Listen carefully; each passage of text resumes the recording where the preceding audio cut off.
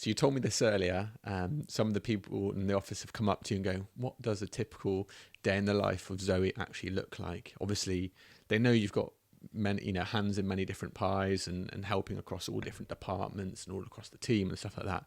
But I guess it'd be good to hear and, tell everyone, what does a typical day, week, month, how does that look like for you? Yeah, I mean, I think the first thing to know is that my role has changed and will continue to change as the business grows. It's kind of what the business needs of me at that moment in time. There is no typical day, but I guess my typical office day, if that makes sense. So a day in the office is, and the team will all know this, it's just back-to-back meetings. And my job is to make sure the team are supported, have what they need, give them direction in their roles. So I tend to have, like, my Fridays, for example, are my team catch-up days. So I'll just be in back-to-back one-to-ones with senior members of the business, making sure that they're happy, that their teams are happy, highlighting any pain points. I'm also involved in a few of our clients from a hands-on perspective and kind of directing the team and like the strategic side of it. I love that. The whole reason we started the business was because I love social and the strategizing side. And I think it's really important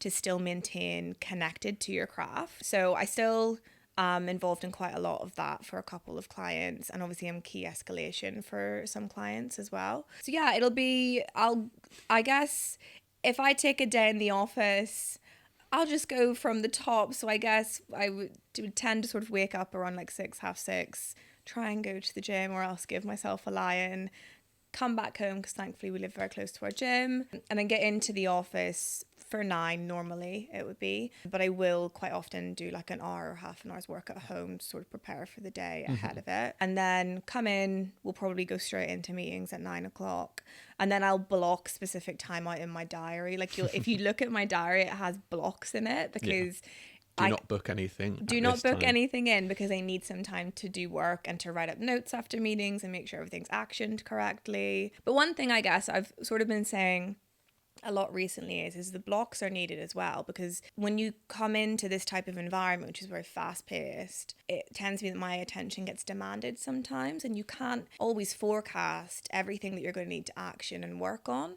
True. So you need to have time to be able to think clearly and both proactively and reactively to situations. So yeah, it's important that those blocks happen. But yeah, I'd say that. But then, I was on shoot on Monday, for example, so I was up at 4 and in a taxi with the team up to London, and I really enjoy those days as well. So there is no sort of typical day, but a lot of meetings and a lot of just sort of making sure that everyone's happy and doing what they need to do, making sure that I've got time to like look at the business from a higher up perspective too, so like financial perspective. Although you've been a massive help whilst I've kind of had to work in the business, you've sort of stepped in and taken some of my roles that would kind of be working on the business.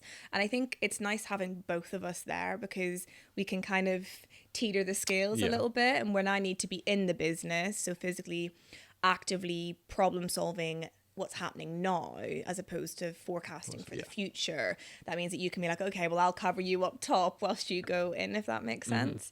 So yeah, in short, there is no typical day, but what I said is probably the most likely routine that I will kind of have.